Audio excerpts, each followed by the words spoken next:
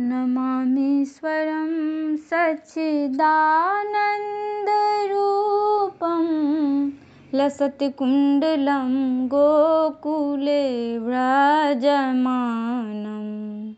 नमामीश्वरं सच्चिदानन्दरूपं लसत्कुण्डलं गोकुले व्रजमानं।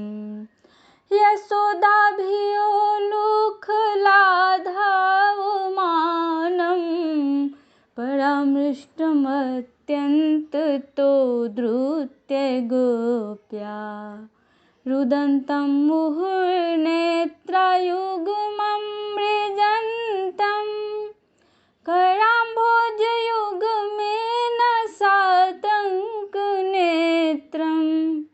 मुहुश्वासकम्पात्रिरेखाङ्ककण्ठ स्थितग्रवं दामोदरं भक्तिबद्धम् इति दृक्स्वलीलाभिरानन्दकुण्डे स्वघोषं निमज्जन्तम् आख्यापयन्तं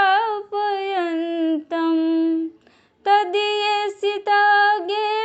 भक्तैर्जितत्वं पुनः प्रेमतस्तं सतावृत्ति वन्दे।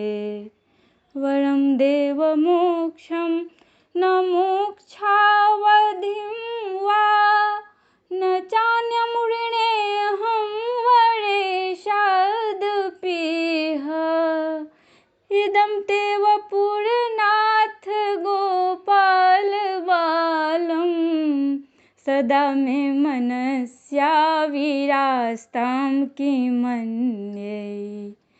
इदं ते मुखाम्भोजम् अत्यन्तनीलवृतं कुन्तलस्निग्धरक्तश्च गोप्या मुहुश्चुम्बितं बिम्बरक्ताधरं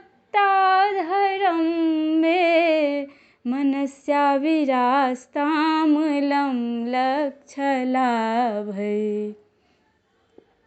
नमो देव दामोदरानन्त विष्णु प्रसीद प्रभो दुःखजालाब्धिमग्नं कृपादृष्टिवृष्ट्यातिदीनं बतानु गृहाणेश मामज्ञमेध्यक्षीदृश्यः कुबेरात्मजौ बद्धमूर्त्यैव यद्वत् त्वया मोचितौ भक्तिभाजौ कृतौ च तथा प्रेमभक्तिं स्वकामे प्रयच्छ न मोक्षे ग्रहो मेऽस्ति दामोदरेह।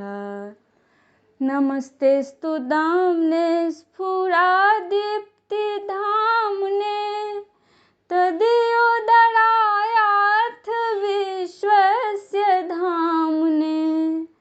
नमो राधिकायै त्वदीयप्रियायै नमो अनन्तलीलाय देवाय तुभ्यं। नमामीश्वरं सच्चिदानन्दरूपं लसत्कुण्डलं गोकुले व्रजमानं। नमामीश्वरं सच्चिदानन्दरूपं लसत्कुण्डलं गोकुले व्रजमानम्।